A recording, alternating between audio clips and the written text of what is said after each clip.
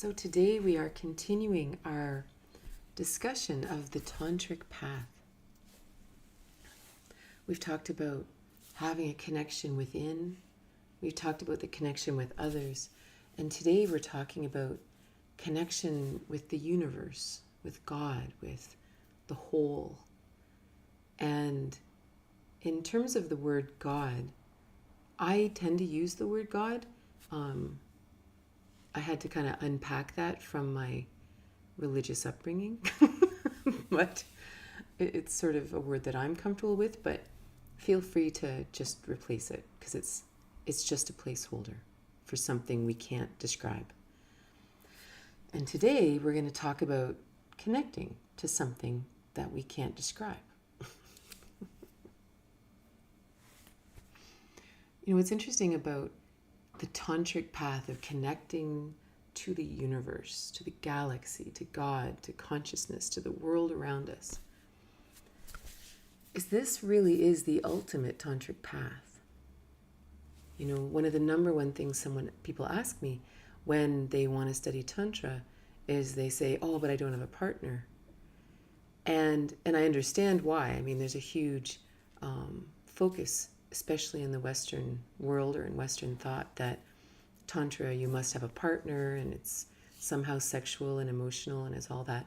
And when we apply this idea of openness and, I don't know, like galactic consciousness to our relationships, they do go to a new level. Like they do go to a level that is way beyond, oh, well, this is my partner and we've got a house and we've been married for 35 years. Like it's way past that. It actually, there is beautiful potential for that merging of souls, right? But that same potential is possible with you and a mountain, or you and a tree, or you in meditation with this ethereal, indescribable oneness.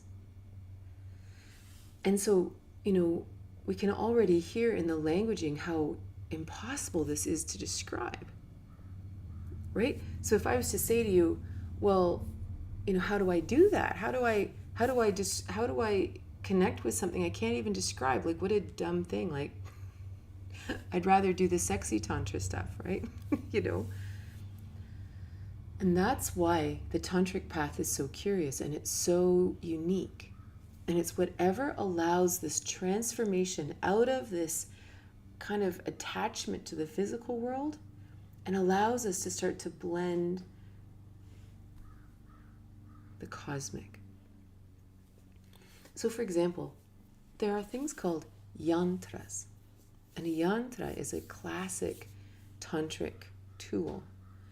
And it's not a mandala, it's different, and it sort of is very geometric. It often kind of has these little square-like things with triangles in the center, and there's often a point. They're very geometric. And the idea of a yantra is that you gaze at it, right? You just gaze at it. And it's almost like I picture it like a sci-fi movie, that it sort of like has these little filters that are going in and out of your mind, shifting all of the programming in your brain that keeps us so attached to the world. And then eventually you actually are single-pointed focus. And when we can become singularly focused like that, it's like a portal to something. It's like a portal to a different experience. And then we look at the world differently, you know? And we all may have had, well, actually, I would assume that all of us have had a moment like that. And it may not have been looking at a yantra. It may have been the sight of a grandchild being born. It might have been, you know, I'm really into birth right now, apparently. You know, it might be, you know, eggs hatching. It could be seeing a sunrise. It could be something from your childhood. I remember in the book, Tantra Quest, I think by Daniel Odier, it was a story of him going off to meet this tantrika. And she was very elusive, and often then he had to do a million things to kind of get to her kind of idea. And of course, he was filled with all these ideas, right? And this is what happens. Something's intriguing to us, so we study it. And our minds get filled with all these ideas. Oh, and it's this and it's that, and I studied, Saraswati, and I know this, all about this, and I know this ritual, and I understand this, and I know that. Like, we know all these things. And of course, she's just looking at him like, none of this is of any value. None of it for what you seek. And she said, what was your first moment of awakening? And he said, well, I don't know. Like, I have no idea. She said, you have to go and think about it. Because there was a moment when somehow the matrix that we've been living in shifted. Something happened that made you breathe differently, that connected you with a different spiritual base, right? These moments in time that all of a sudden you realize there's more going on here. And I don't mean in a negative way, I mean in a whoa. Because we don't go on spiritual paths unless something happens that makes us start to seek it. And what she said was, you must remember what that was. And if you've had like 12 since then you could use any one of them, right? Any moment that you taste infinity, any moment that you remember who you really are. She said, all of your spiritual practice has to be based on that moment. That is the foundation for everything you want to learn, every ritual, every step. It has to start from that place. Because the problem is, like, if we want to study something like Tantra, but the truth is, my focus is, well, I want to have a great relationship and I want to be a great lover. Well, all you'll do is maybe pick up a few tidbits or, I don't know. It's not really about Tantra, but there's lots of neo-Tantra out there that, you'll learn lots of cool things about consent and openness and, expression and stuff. But you're not actually going to be any happier. You're not actually going to be more at peace. You're not going to feel one with the universe or feel like you belong here. Because everything you're learning is based on a lack. It's based on the matrix. It's based in something that's not real. It's based on something we were taught. If you've been in our chakra talks, the idea that the chakras within us are actual perfection. But there's a curious world out there, whatever you want to call it, the shadow world, the matrix, whatever. And we have an interface between this perfection within and this world out there.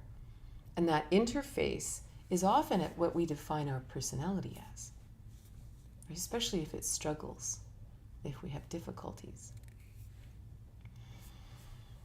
If we choose to study Tantra, yoga, any spiritual practice at all, based in anything in the interface, what's going to happen? Right? It's just going to compound whatever we're struggling with. And this is why it's so important to remember the subtleties, right? Those moments that make you actually remember who you are. From there, we can study Tantra.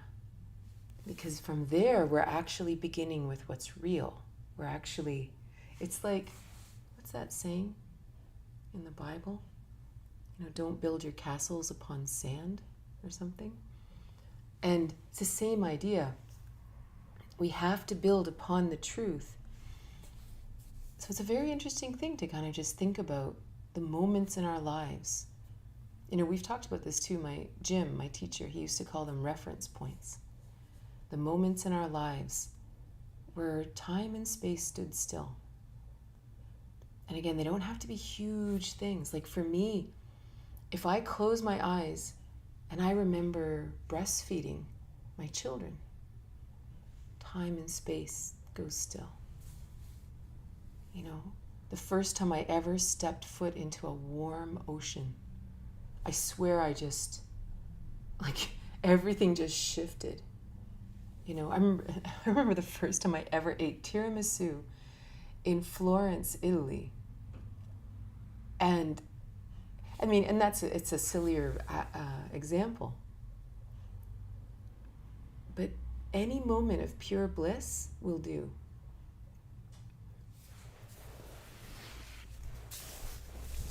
Because what this does, when we're trying to commune with something that we have no words for, we have to have a visceral experience to merge with. Right? This is a connection beyond the mind. So we have to have this something, you know, something. So if you imagine, let's start with the world. Like, I have a thing for mountains, and I don't live in a mountainous area. So when I go west, or I'm traveling in the world or something, and I see mountains, they take my breath away. There's something about them that just make me, I just have nothing. That's interesting. That's important.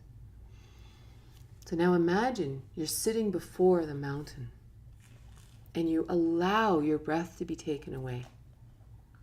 And your back relaxes, your brain clears, and you allow yourself to commune with that mountain.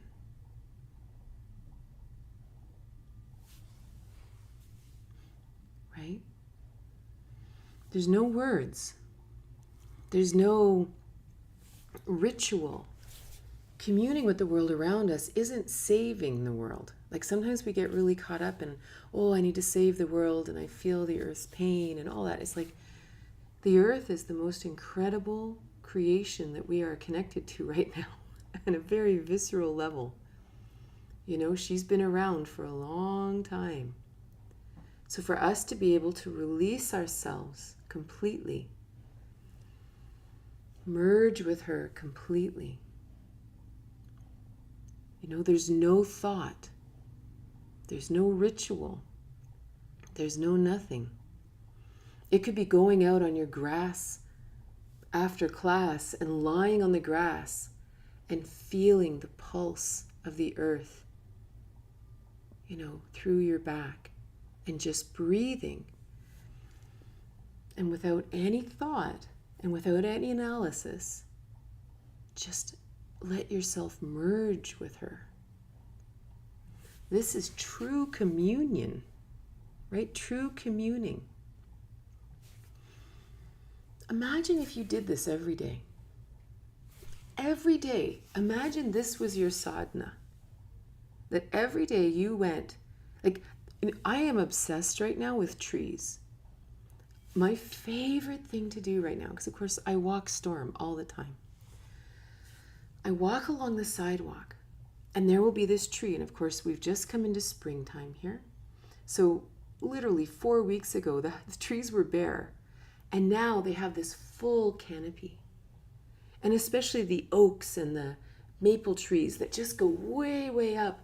And I walk up, and this like gives me chills every time. And I walk up to the tree and I allow my eye to go up the trunk, all the way up the branches, and I allow my eyes to gaze up into the canopy.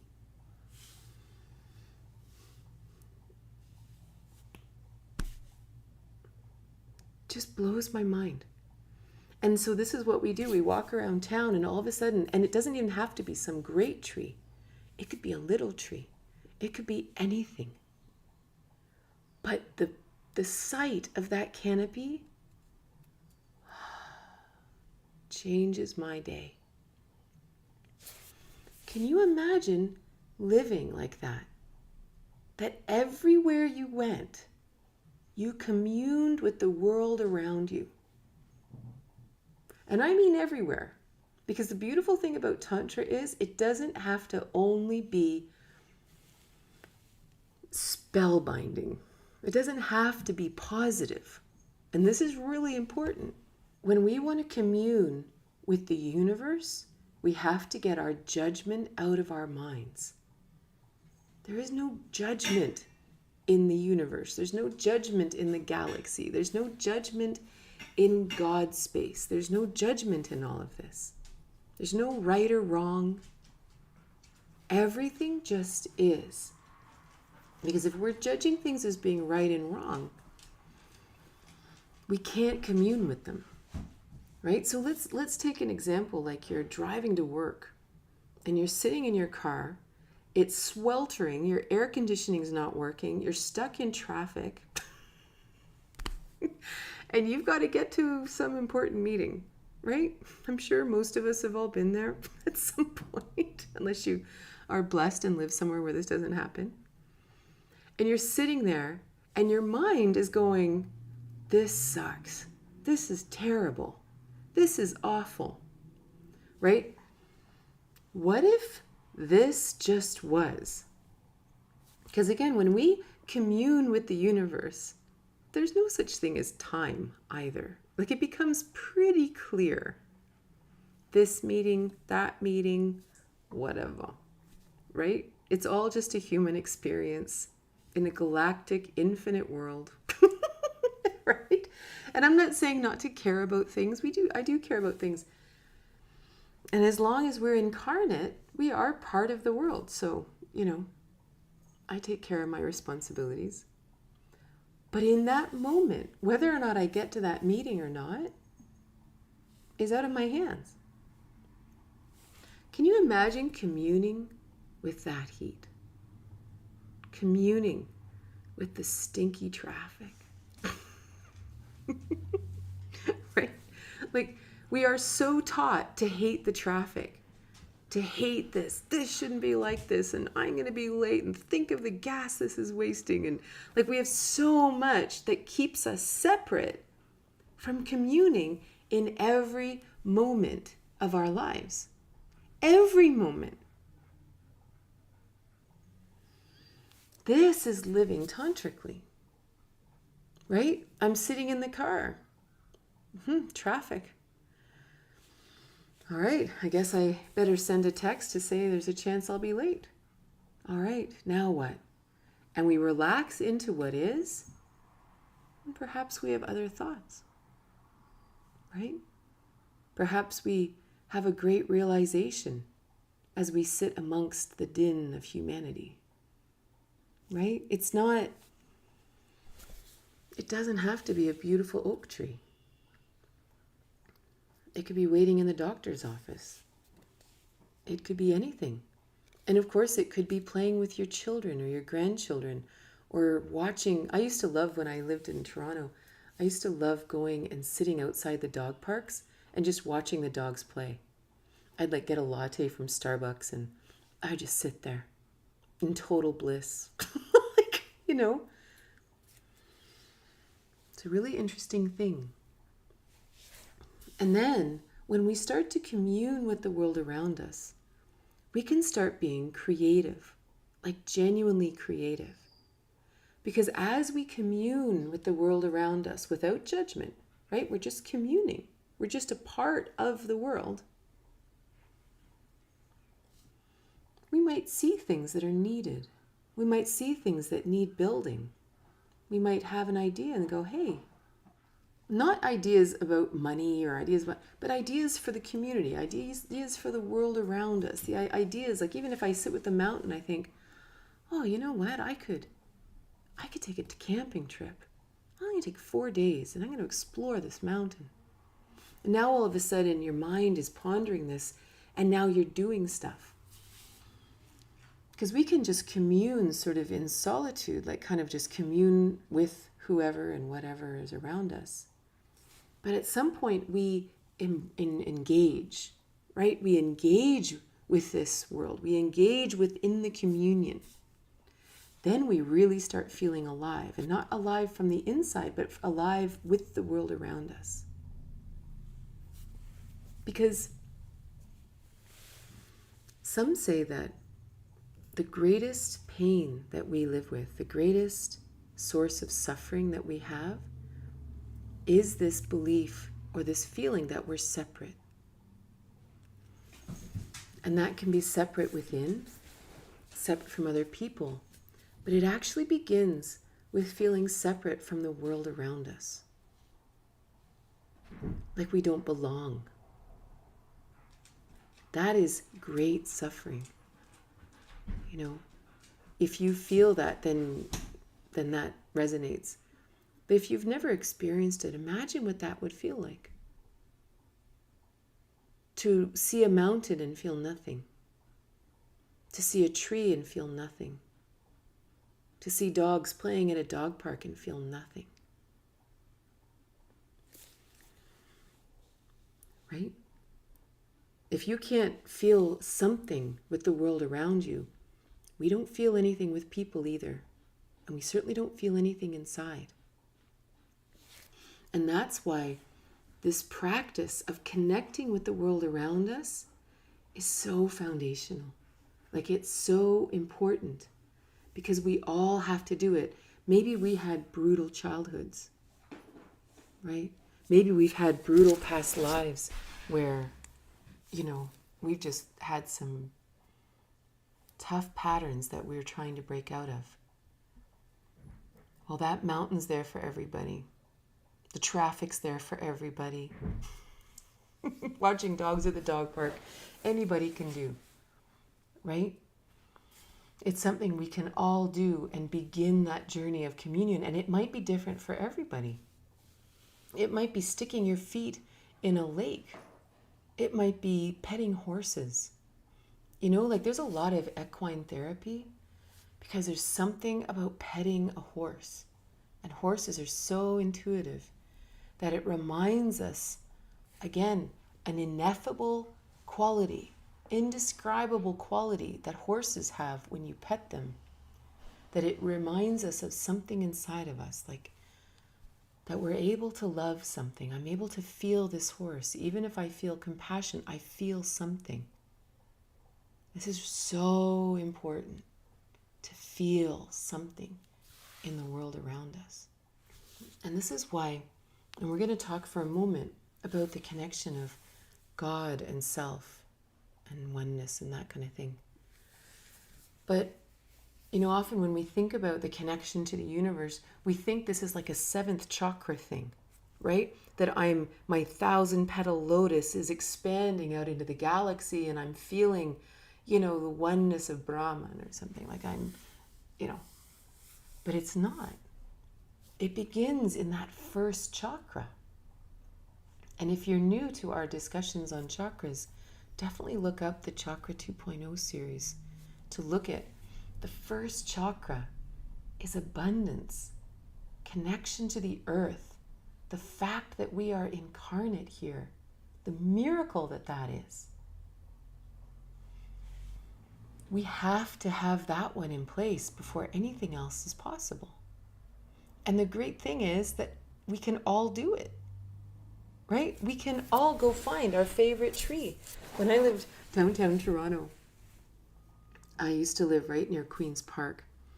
And there are all these old trees down there. And there was this one tree that, you know, if I put my arms out, I could have maybe gotten about a quarter of the way around her. This is downtown Toronto. I called her Maya, of course. And I would sit under Maya. And I would actually try to see Toronto from her perspective. Because Toronto's not that old. Canada's a very young country. And I figured, I don't know how old she was, but I figured she's hundreds of years old. And so she was there before Toronto was. Right? Imagine. She was there before Toronto. She saw all of this build up and wars and stuff and all kinds of stuff. And she's just been standing there, rooted in the earth. Right? To find your Maya, to find whatever that is for you that allows you to sit and, but you have to feel something. This is not an intellectual process. It's like you almost have to feel it in the first chakra. You know, that if I was to sit with Maya and feel her roots in my root chakra. And it's not an easy meditation, especially if we've had struggles. If we had a difficult childhood, if we have difficult family. We would have spent the first 7 years of our lives disconnecting from our first chakra just to survive. Right? And so even this being a goal, like imagine saying, I am going to feel one with the universe. I am going to commune with various things in my surrounding. And obviously start with things that you love, that make you feel good. And then just allow that to kind of bleed into our lives, right? And then we can play in the second chakra, and then we can play about the third chakra. And we can, because again, when you consider that, if in our first chakra we can't connect with anything, what's going to happen in our second chakra when we try to connect to other people? Like if I can't connect with a mountain, or if I can't connect with a tree, or a horse, or a cat, and now there's a potential romantic partner in front of me, or a child, or a parent, or a colleague, or a neighbor, my second chakra is not going to work either. And my third chakra, who am I? Well, who cares? I don't even belong here, right? So we have to at least feel that we belong here before we even care what our third chakra is. Yeah, whatever. I can be anything you want. Sure. Yeah, okay. Whatever. Right? So the other part of this is this, and this gets even more abstract, is this idea that the divine and the physical are all one. That God, self, the divine, physical, it's all one. And this was very interesting because back in the original days of Tantra, this wasn't a question. Obviously, we are all one. Like, I don't mean you and me, I mean me. I am all one. I am all God, I am all physical. Like, what else would I be? And don't get me wrong, I don't have this incredible clarity. You know, we've all got lovely plugs into the matrix. But to really be able to sit and close your eyes and imagine that every cell in me is divine. It is a spark of the galaxy. I am physical, but I'm not just physical. You know, it's almost like imagine every cell of your body is like a prism, refracting universal light.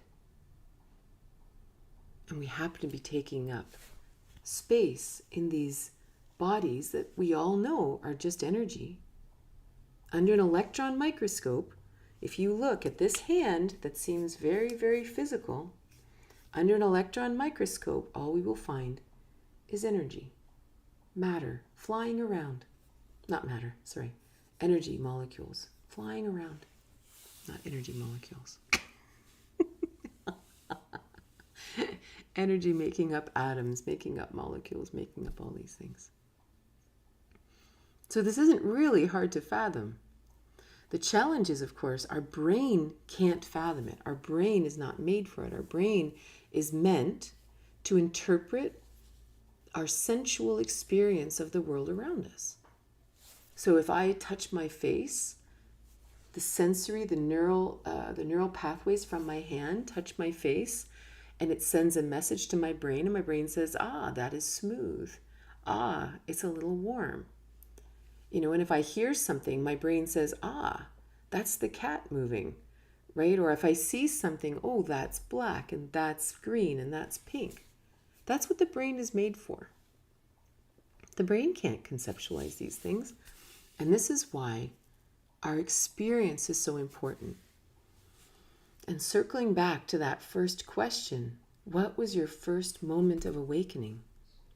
This is why the memory is so important. Because this is where we had a glimpse of the God self. I don't mean us as gods. I mean God, physical self, oneness, indivisible. And when we can have that sliver of an experience and meditate on that, that changes everything. You know, we've talked a lot here about Satya, truth. Satya lives in that place. Satya lives in that stillness, that quiet. What is the truth? This. Oh, but what about this? I don't know. That's just truth. And the more we can connect with that God within, it's, again, you know, all our languages separates the God from me. It's like if you just imagine we're just a oneness. Well, there's only one reality. There's only one truth. I don't have warring sides of myself.